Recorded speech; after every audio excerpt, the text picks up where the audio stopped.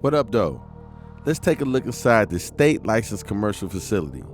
Man, we gonna track the lifestyle and the phenotypic expressions of autoflowering specimens for the purpose of research and professional documentation. Come on in.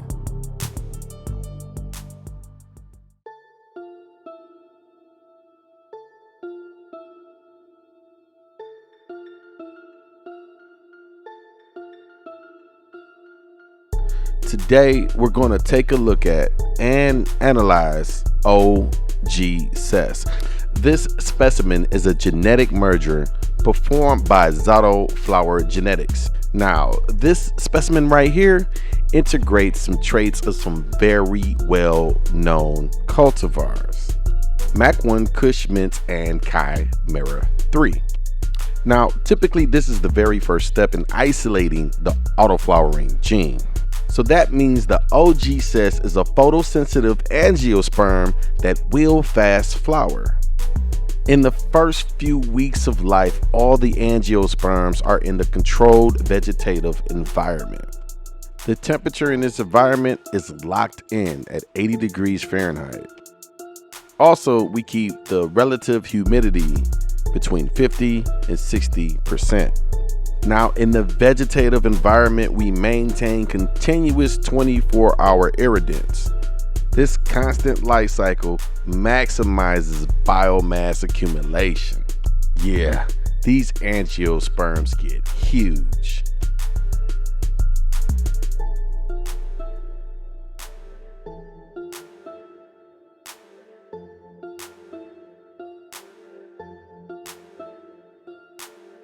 To support this continuous 24-hour metabolic rate, we must maximize nutrient uptake.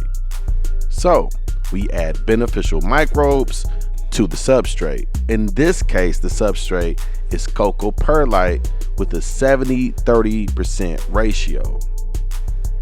Our titration protocol involves dissolving a single tablet into 100 milliliters of purified water to create a master concentrate. And from this stock solution, we apply 1 milliliter per gallon.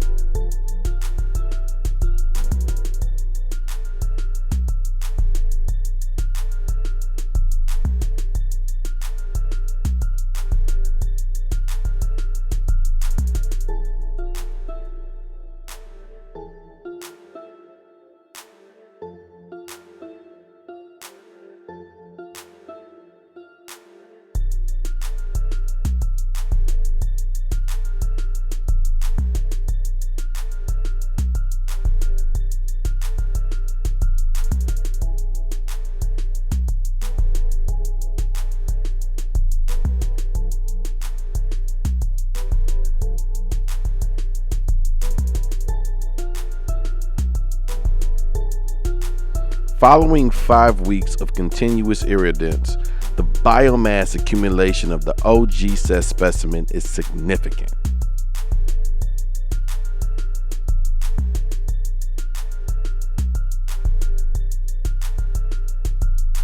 It's now time to move it into the photoperiod-induced reproductive environment.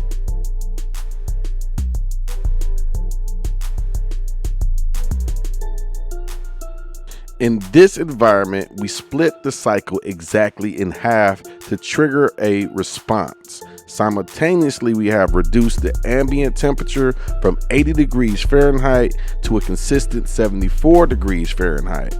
Also, the relative humidity is now restricted to maximize at 55% and stabilize around 45%.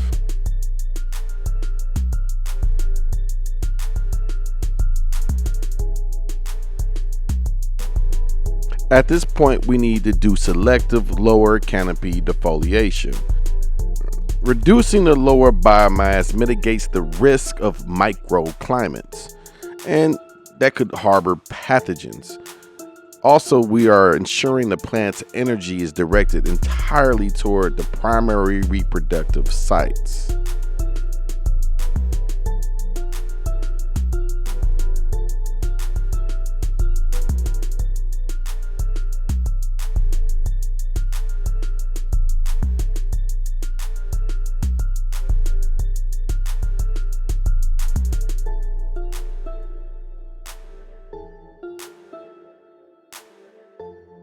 Normally, when you enter specimens into this phase of growth, you want to take a replica of the angiosperm and return it back to the vegetative controlled environment.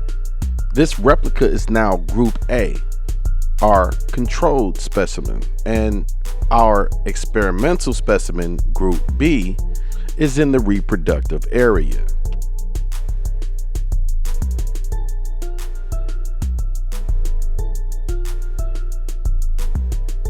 Now, in order for the replica specimen, Group A, to survive, we have to increase the relative humidity by 100%. This is because the specimen has not yet established a primary root system for water and mineral transport. By keeping the RH at 100%, this will allow the plant to absorb moisture and nutrients directly from the atmosphere by using microscopic pores on the leaves.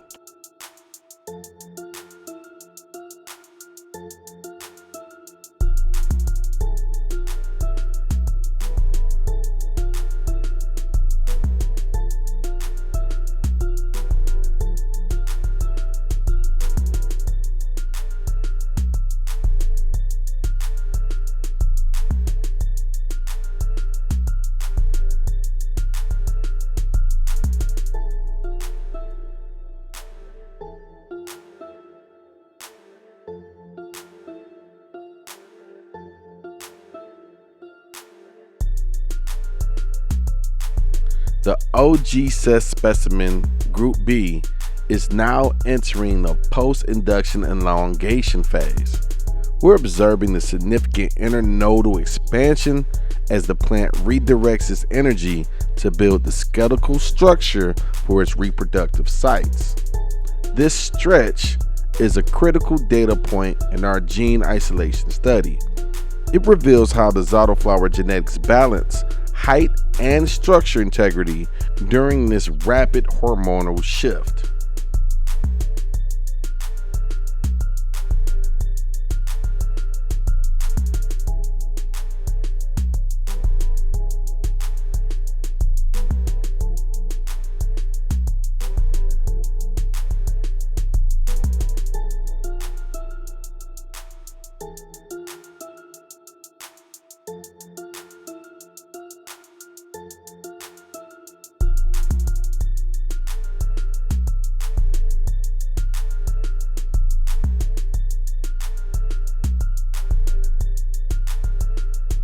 In this facility, we intentionally drive our specimens to reach maximum biomass potential.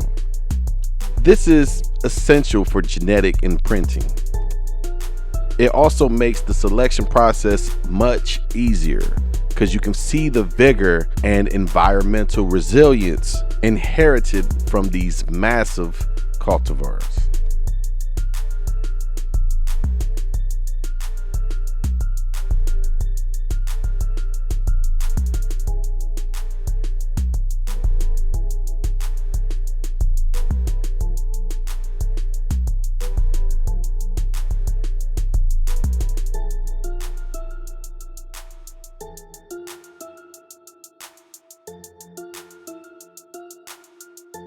In this stage of development, we're going to utilize deep red and far red emitters to saturate the canopy.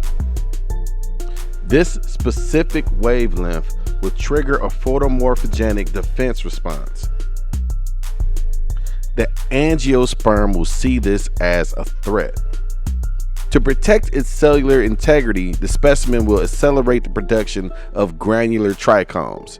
These trichomes act as a biological filter or botanical sunscreen to act as a defense layer and to safeguard the developing reproductive sites. As we reach the final phases of this 90-day study, it's important to reiterate our primary objective: the isolation of the day-neutral allele, the autoflowering gene. We have already introduced more genetic material from the autoflowering lineage. And from there, we're going to do our phenotypic selection to isolate these genes.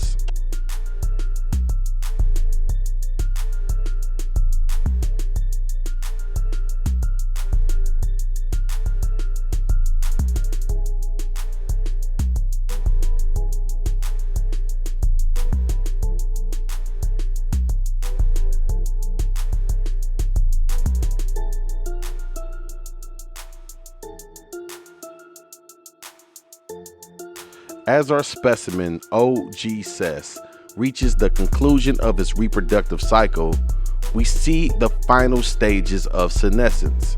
During this period, we see a dramatic chlorophyll degradation, where the green pigments break down to reveal deep expressions, resulting in those dark, deep purple hues. Simultaneously, the specimen is experiencing metabolic drawdown.